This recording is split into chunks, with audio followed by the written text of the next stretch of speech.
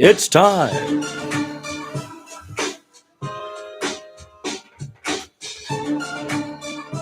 for the Giants Baseball Corner Monday Morning Report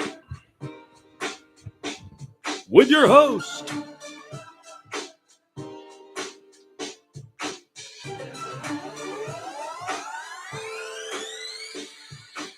the Giants recovered from losing 3 straight last week by taking 3 from the Rockies over the weekend. Good. It was a 4-game series. We lost that first one on Thursday night. We ought to have swept them. We need to beat the bad teams in order to stay in the running with the billionaire bums and the Padres. That's just the fact of it. I expect the Snakes to turn it around too. Lavulo knows how to do it. In fact, let's jump in the skip back a couple of years machine, okay? And let's talk about those 2023 Arizona Diamondbacks, right? They came out of the gate looking really good that year, and then, they had their best month was May. They smoked everybody in May, and they were in first place in the NL West in May, right? April and May were their 2 best months in 23. And then they just took a dive in like July and August, right? They were like even 4th in the division in August that year, right? And they ended the season 84-78, 16 games back of the Dodgers in second place in the NL West and in the postseason. All right? That's how they ended that, 23. 84-78, 16 games back of the Dodgers, right? And then went to the World Series, right? So Tony Lavulo and that crew know how to do it. And that is the model we need to be looking at. Are we already looking at it? Have we already advanced that model? I think so, a little bit. We're not going to win the NL West, okay? We may not even come in second, but rather third. In which case, we'd probably be playing the Padres in the wild card, like we did that year when we played the Dodgers, right? Going 107, the winningest year ever. We might end up playing them in the wild card. Now, the Diamondbacks that year were hot at the beginning. They were terrible in July and August, and then they did just enough to take second in the division in September and October, okay? So the model is that you stay in it, right? You stay in the race enough to make it to the trade deadline, and then you add critical pieces to make a run. The Snakes added Tommy Pham from the Mets and the reliever Paul Sewald. Okay, Sewald played a key role in the Diamondbacks' run. He pitched 8 consecutive scoreless innings in the, wild card DSCS, and only gotten beaten by Bochy's guys. The Rangers finally plated runs against this guy. But the Sewald pickup was critical, right? It was like what we did when we won, right? Adding Cody Ross and Mark Fontenot in 2010, right? And then adding Hunter Pence and Scudero in 2012, Marco Scudero, right?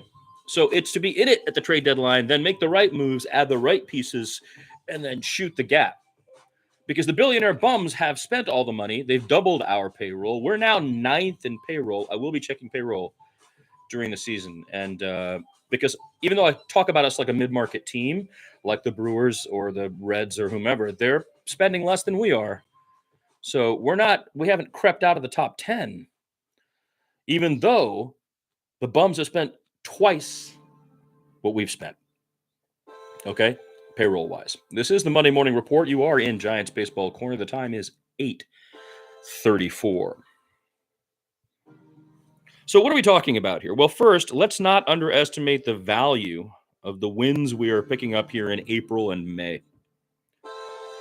With the NL West being dominated by the billionaire bums, every win is, relatively speaking, meaningful to the pursuit of the postseason. We have to grab a wild card like we did in 2021, like the Snakes did in 2023. Second, we need to grow a team that plays the way those Diamondbacks did. Impeccable defense. We're doing very well. But I'm talking impeccable defense. Because the bums don't make mistakes, and they turn it on in innings. So impeccable defense, aggressive batting and base running, right? To force them into mistakes. The idea is you want your opponent on their heels, not on their toes. You want them on their heels in a way. And the way you do that is with this crazy, aggressive running on the base paths, bunting, sacks, unexpected moves, steals. All these things create, and it makes conditions for the opponent to have to not make mistakes on their own, right? And then you've got to take advantage of the mistakes that they make, right? This little three-part thing is something we've been talking about before as the elements of what we've been calling small ball, okay? And the third thing is we need to be in it enough, okay, to be able to add the perfect elements at the trade deadline for the stretch run. And that is where Buster Posey comes in. I hope and assume, because what I've seen so far is a guy who gets it, right? And so he will have to evaluate our current staff in July and make the calls that turn us into champions, all right? So win-loss is different for us in these years when the billionaire bums have spent so much and they dominate payroll, right? But having said that, the Giants are keeping pace with the two top teams in the NL West, and with a record that matches the Mets, right, on the other side, who are in first place in the NL East, we sit in third in the NL West. We are a game and a half back of the Bums and a half a game off the Padres, who won yesterday. It's a good position to be in, under the radar and hanging around with intention. Our squad goals have to be perfecting our game, working incessantly at reducing errors, gaffes, slips of the mind or body. At the managerial level, Bob Melvin is already taking an aggressive approach to base running, particularly in the early innings. It has led to some easy outs as guys learn the rhythm of base stealing, but it has to be done now in spring so we can do it effectively at the end of the season when it matters most. We've got to put the billionaires on their heels, unable to get on their toes, because they are not in control of the game. That's how they destroyed their competition if you watch those games, by projecting control over every situation in a game with their stacked lineup, The Giants beat a bad team this weekend, okay, handily. We need to continue to do that. We also need to remain competitive against better competition and against the American League, as we have done already in New York and against the Rangers. That was good. We have to small ball some pretty big ballers. We're not the only ones doing this. We got a very good look at two teams that are mid-payroll that do it well. Milwaukee is excellent at this, and the Reds are coming up. Both teams are like 19th, 18th in spending, by the way. We spend a lot more than these guys, okay? But we can learn from and take lessons from the other teams that are using these tactics. A good example of something we have been doing intuitively for years in San Francisco that is now being defined for general use is the idea of leveraged-based bullpen management, okay? That's the music that says we got to wrap it up, but I kind of want to talk about this leveraged-based bullpen management. I guess we'll have to save that for Friday's report. You might want to look into it, but I think we've been doing that. It's something that plays to our strengths, takes advantage of the modern sabermetrics, and it's pretty cool. So I want you to check that out. I'll put a link to the video I watched about this. It's simple sabermetrics on YouTube. I'll put that in the description. Giants have an excellent bullpen. Oh, by the way, Lou Trevino, who you might have seen him last night, has been DFA'd, and Kyle Harrison will be put into the pen as a reliever. So it'll be Harrison on the mound in leveraged situations against the Cubs and the Minnesota Twins. We're headed off on the road for a week now. The Cubs are red hot, by the way.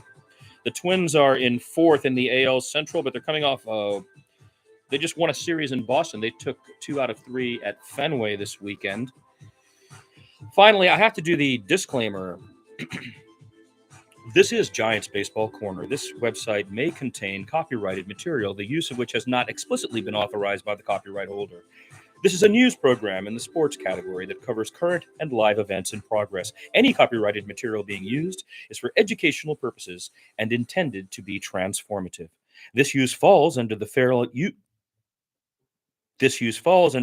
guidelines outlined by Section 107 of the U.S. Copyright Act, specifically for purposes of criticism, comment, and news reporting. If such content is used, all rights remain with the original copyright owners. All attempts are made to give credit where it is due in live broadcasts. Failure to do so is the host's fault alone. Ran a little long. This has been the Monday Morning Report from Giants Baseball Corner with your host,